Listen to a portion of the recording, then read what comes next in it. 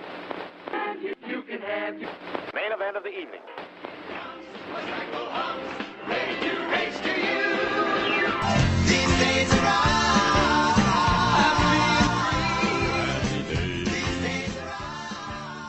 Hello and welcome to These Days Are Ours, a Happy Days podcast. I'm Peter. And I'm Joe. And today, you'll be discussing Season 4, Episode 16, Marion Rebels. Okay, Peter, tell us what happens in Marion Rebels. We open with Marion, Joni, and a group of Marion's friends having a cosmetics party where Joni tries to convince her mother to let her get Midnight Passion lipstick, which Marion says Joni is a little young for. But Mom, this will make me older a lot faster. Howard comes home, complaining about all the cars parked in front of the house. He and Marion quickly shoo out all of Marion's friends. Howard scolds her for forgetting that tonight is the night he's giving a speech at the lodge, and Marion goes to start dinner. Howard says he's tired of coming home to strange people, right as another of Marion's friends comes downstairs with a facial and curlers. Who's the creature from the Black Lagoon? Oh, your mud pack looks good. That'll tighten up your face. Marion quickly shoos her out. Howard and Marion argue as Richie comes home. Marion says that with the kids getting older, she doesn't have a lot to do anymore. Howard says that's fine. Marion will have more time to do what she's supposed to, take care of him. Marion says she's been doing that for 21 years and it's not much of a challenge. She wants to get a job. Howard says Marion has a job, teaching piano. Marion points out that she teaches beginners, and as soon as they learn chopsticks, they go to someone else. Howard says it's out of the question. Marion gets a job and people will think Howard needs the money.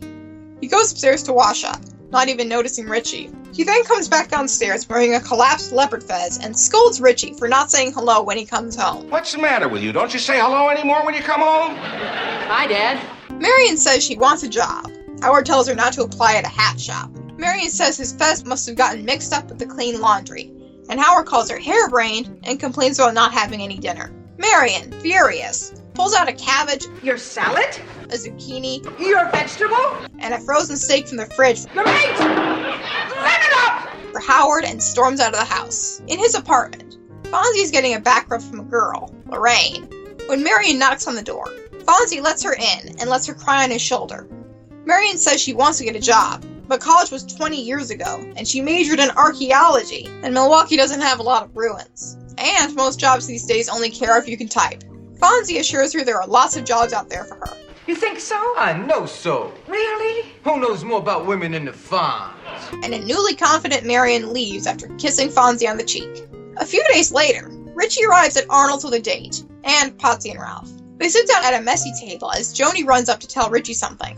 Richie, I gotta talk to you. Not now. Then Marion, the newest waitress at Arnold's, comes to their table. Richie escorts Brenda out as Ralph and Patsy prepare to order. Al tells Marion she's doing great, but she needs to do it faster.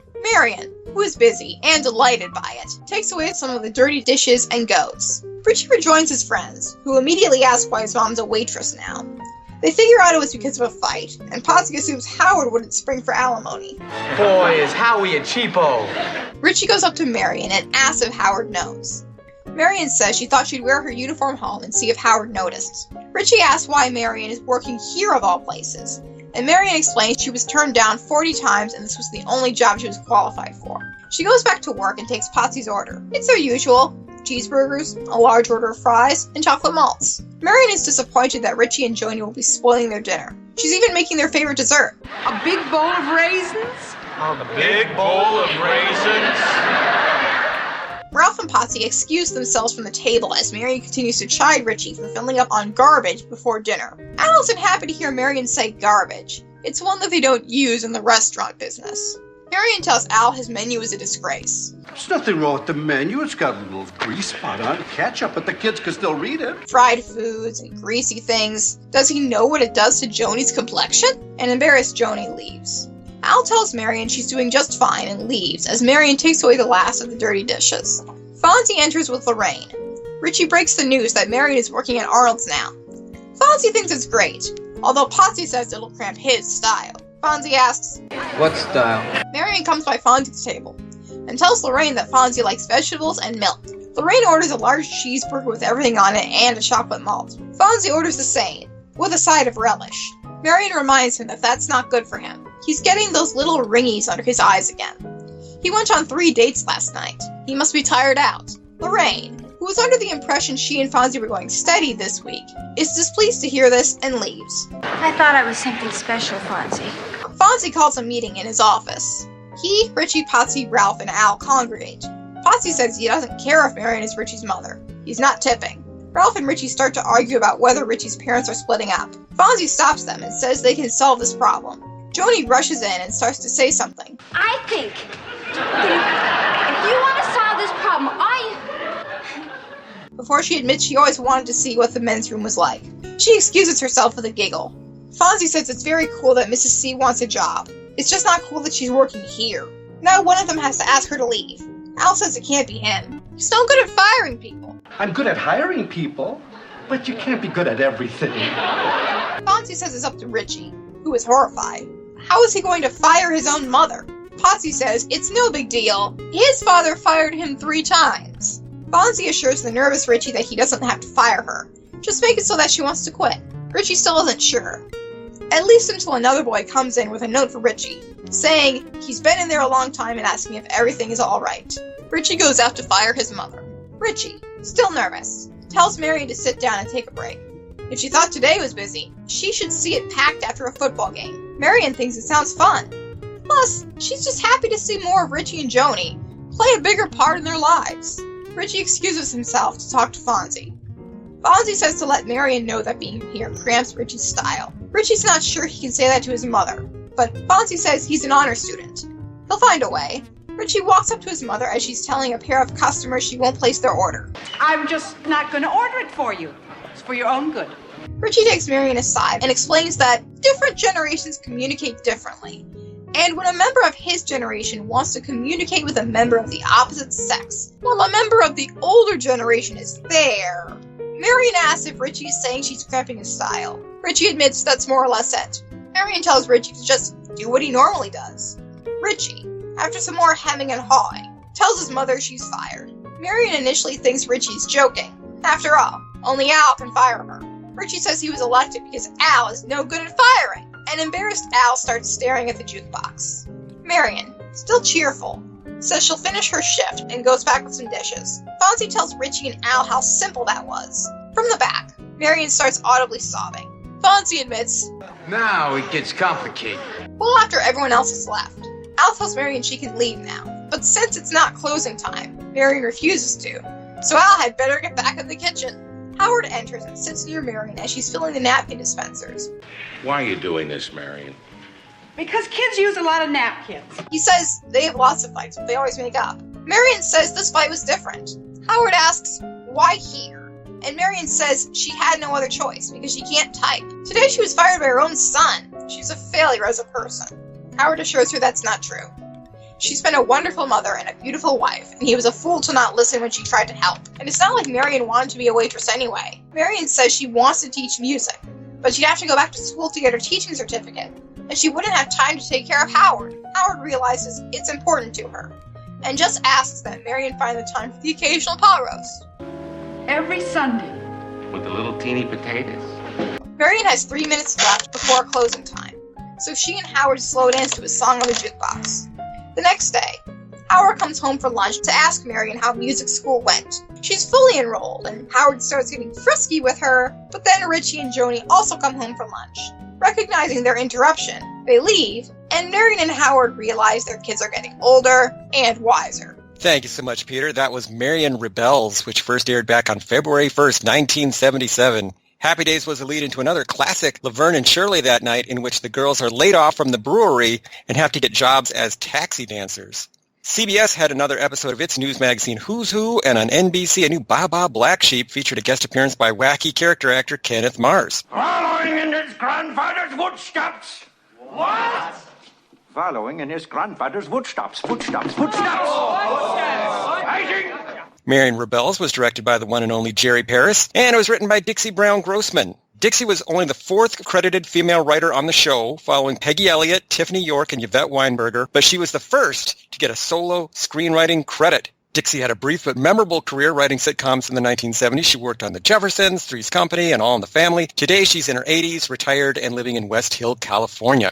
As for guest stars this week, we have Gillian Kestner as Lorraine, Fonzie's girlfriend of the week. Gillian was previously Patty Petrolunga in Fonzie the Superstar, so we talked about her career back then. Again, Gillian worked in TV and film from the 70s to the 90s, most notably as the lead in an insane 1981 martial arts movie called Firecracker. I'm not fighting any of them. I want him. She was married to a guy named Gary Graver, who was a filmmaker and an associate of Orson Welles. Peter, what did you think of Gillian Kestner as Lorraine? The scene where Fonzie has her continue to rub his back while he talks to Marion is kind of creepy. He don't have the right to think that you're his slave. That's beautiful. Thanks a lot. Right here. I'm a little tense right here. But I did really like it when she broke things off with Fonzie when she found out he'd been running around on her, even though they were supposed to be going steady this week. I thought that showed a lot of strength of character. I thought it showed more willpower than most women are allowed to show around Fonzie. So, good for her, and good for Gillian Kestner.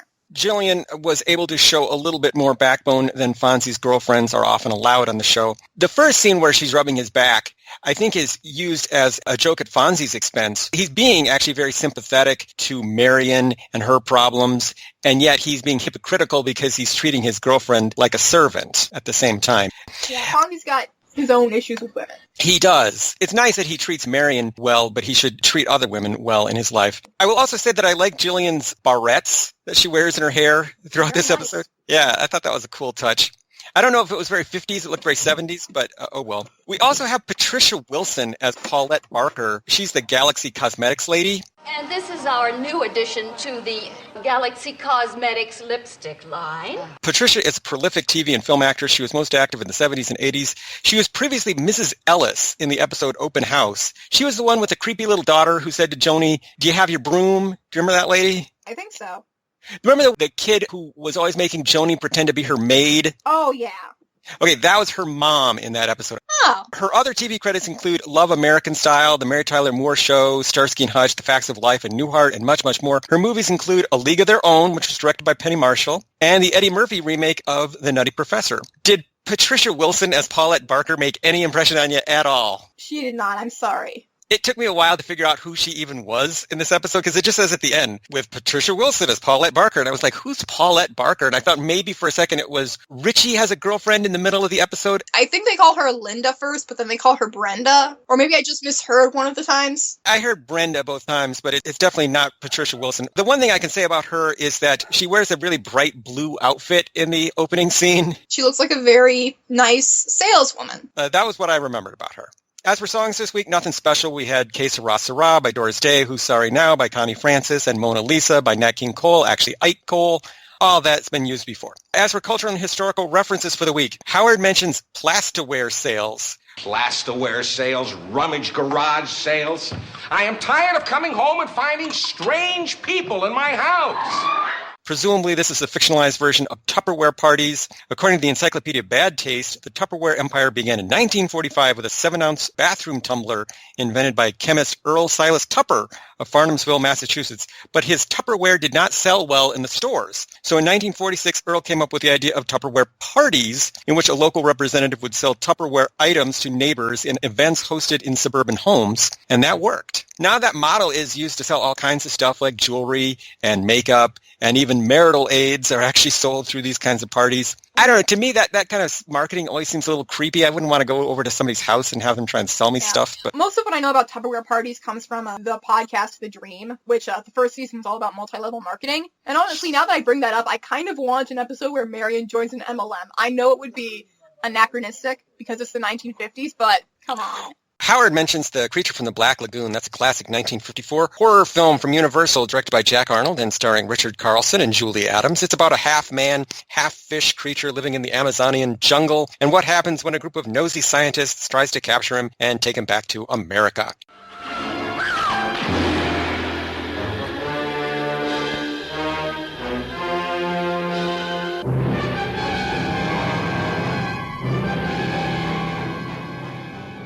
Believe it or not, Chopsticks was actually composed and published. Its real name is The Celebrated Chop Waltz and was written by a 16-year-old named Euphemia Allen from Glasgow in 1877.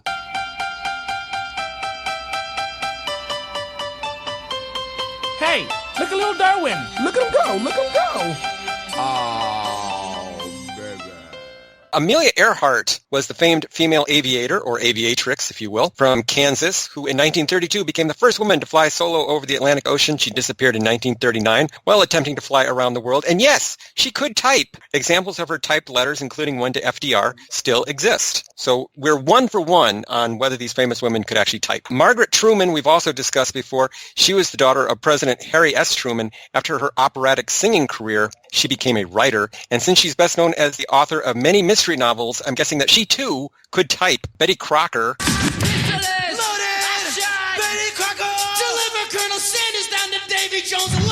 does not actually exist. She is a fictionalized advertising character created in 1921 by the Washburn Crosby Company, now known as General Mills. She was named after William Crocker, who was a director at the company. So Betty Crocker cannot type because she has no arms or fingers or head or brain or anything that you need to type. Gypsy Rose Lee, born Rose Louise Hovick in Seattle in 1911, was a famed burlesque performer whose life story became the basis of the stage musical Gypsy in 1959. Literally the first photo of Gypsy Rose Lee that I could find was her leaning on a typewriter. So yes, she could type. She also wrote the G-string murders. So she was doing a ton of typing. The musical was actually based on her memoir, which I assume she typed. As to whether fried food causes complexion problems, the experts are divided. Dermatologists tend to say no. Nutritionists tend to say yes. Believe what you want. Do people still know what slugs are? Honey, this is a slug.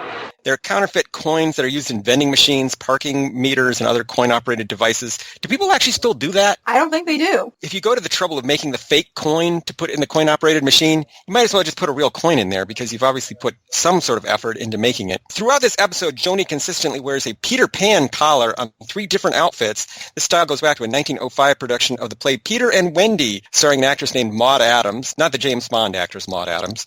The collar, which is large and flat with rounded corners, was designed by John White Alexander for that play. And every time a child says, I don't believe in fairies, there's a fairy someplace that falls down dead. Other observations. Why on earth were we denied Marion's self-defense class? Howard's description makes it sound very funny indeed. I thought we were denied, kind of a funny scene. She said, we really were. In retrospect, the only reason why they might have skipped it is because they already did a self-defense episode.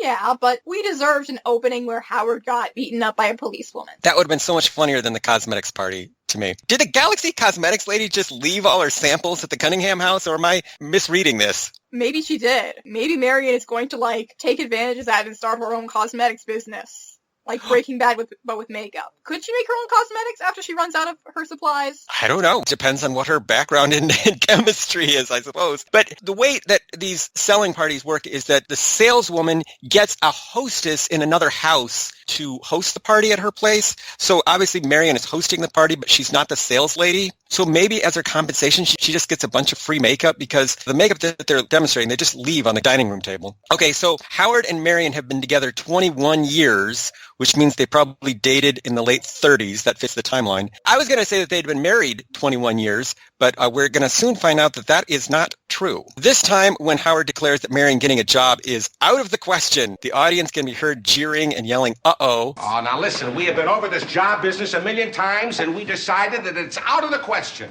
You decided. Same thing. It's out of the question. You get a job, and people think I need the money. So the audience, I think, this time is fully on Marion's side. The jokes about Howard's limp fez. How? Why is your fez limp? I think the subtext here is unmistakable. What did you think? It's the subtext that I'm thinking of.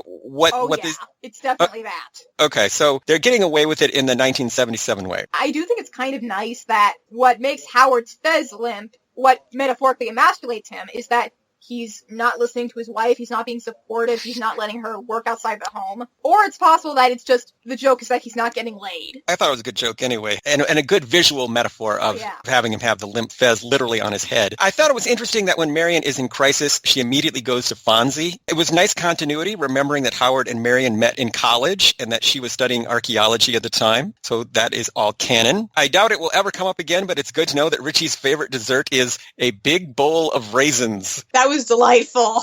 I just wanted to see him eating like a big bowl of raisins with a big spoon, just spooning raisins into his mouth. Nobody cares about the number of raisins in the goddamn Raisin Bran. Our dark Potsy joke of the week is, my father fired me 3 times, which is very mild by Potsy joke standards. Yeah. And his dad owns a gas station, so you could maybe assume that it's just a case of Potsy has tried to work there 3 times, and he got fired every time because he was bad at it. And not that, like, his father tried to fire him from being his son, maybe? Oh, wow, what if that's what it meant? Like, he tried to fire him from being his own son. Well, that's now going to be my headcanon. Marion working to the end of her shift was just heartbreaking to me. The fact that she insists on staying till the end of her shift. I said I'd work until closing time. It's not closing time, so get back in the kitchen. And kids often used to go home for lunch in the middle of the school day before the rise of closed campuses. TV stations actually used to run kids shows at noon just for this purpose. Here in Chicago, the very famous Bozo show used to run in the middle of the day, and it's because kids used to go home in the middle of the day for lunch. And I thought, oh, pity the poor teachers. The kids have just come back from watching this hour of hyped-up clown comedy, and now you're going to, try and teach them penmanship in the second half of the day? I was like, that's not going to work. Did closed campuses become a thing because of stranger danger? Yes. Okay. So, yeah, it's a dark subtext to it, but yeah, that was the reason. So, were there any outstanding Happy Days fashions this week? Marion looked really cute in her Arnold's waitress uniform. You know, she's got the white shirt, she's got the blue pants and matching little hat that kind of makes her look like an airline stewardess. Yeah, she looks really cute. Yeah, Marion really rocked that Arnold's uniform. And I was just thinking about how car hop uniforms in general are one of the great icons of the 1950s. That's why on a lot of things marketing American Graffiti, like the soundtrack album, all you see is one car hop in one of those uniforms. Mm-hmm. So she looked really cool doing that. So, Peter, I will ask that age-old timeless question, was this episode any good? I think it was. I liked that we got another Marion-centric episode. It might have been a little bit mean-spirited because it depends on how dingbatish you think Marion is being in this episode, but I thought there was something very poignant and very sad in how manically she takes to being a waitress, even though she's not very good at it, because she just wants to feel like she's good at something outside of being a housewife. When she talked about wanting to see more of Richie and Joni and be a part of their life, that was a lot sadder than I think they intended. Yeah, that's another poignant moment when she just says she wants to be a part of her kid's life. She gets to see them so much more if she's at Arnold's, and she hardly ever gets to see them during the day, which would be true. This is an episode where they have to break Marion down for 95% of it so that she can be built up in the last 5% of it. And so it can be tough watching this character, Marion, who I think we both really like as a character, being broken down and made to feel sad and made to feel worthless for the purposes of this episode. Obviously, they're building to something at the end where she's embarking on a new chapter in her life, and she's going to go back to school and study music. And it's tough to watch her be sort of abused for the rest of this episode because she's such a nice lady. But still, I think it was important to have a story about Marion and Howard renegotiating the terms of their marriage, basically, because Howard starts off with this, I'm deciding for the both of us mentality, and obviously that's not working for her. And so it was good that they had this out. This is not maybe the most fun Happy Days episode ever, but it's a necessary one. Some people say that they have a good marriage if the husband and wife never fight. But I don't know that that's necessarily healthy. I think occasionally you have to have these moments where there are disagreements and then you hash it out. Right. Yeah, which is what happens here. They had to have this issue because they can't have Howard deciding Marion's life for her for the rest of their marriage. So she has to take a stand somewhere along the line, which is what she does here. And I was glad to see it. Overall, I thought this was an entertaining episode. It was certainly a good showcase for Marion Ross. And I'm always happy to get stories about somebody other than Richie and Fonzie. Although kind of the underlying subtext of this episode is that men are terrible. Like, you've got Howard who's being controlling. You've got Al who isn't willing to fire Marion and makes her own son do it. And you've got Richie, who fires his own mother. You've got Fonzie, who is a dick to Lorraine. And you've got Ralph and Potsy, who are honestly pretty okay in this episode. I mean, aside from Potsy saying he won't tip Marion. Oh, yeah, that gave me Reservoir Dogs flashbacks. Come on, throw in a buck. I don't tip. You don't tip? No, I don't believe in it. But yeah, in this episode, the men are not on their best behavior here. Marion scores this little victory, but she can't overcome all of the misogyny and chauvinism of the 50s in 1 week. You have to get your victories while you can get them. Overall, I think this was a worthwhile episode, and I'm glad that they did it. So, Peter, how can people keep up with us and find out about all the wonderful things that we are doing? Listeners can follow us on Twitter at Fonzie Podcast. They can follow me on Twitter at Sphericals. And they can follow me on Twitter at Joe_A_Blevins. They can find this podcast online at thesedaysaroours.libsyn.com. And they can email us with questions, comments, and concerns at thesedaysaroourspodcast@gmail.com. So what do we have on the docket for next week? Next week, it's a clip show in the 3rd anniversary special. And it's also sort of a backdoor pilot for a spinoff. Oh, boy. So it's double the fun. Not too many shows would try to do the backdoor pilot and clip show in 1 week, but that's what we're getting. So it's an ambitious one. They are. So see you later, alligator. In a while, crocodile. Hey, Sarah, whatever will be, will be. The future's not ours to see. Que sera, sera. What will be, will be. How? Why is your fez limp?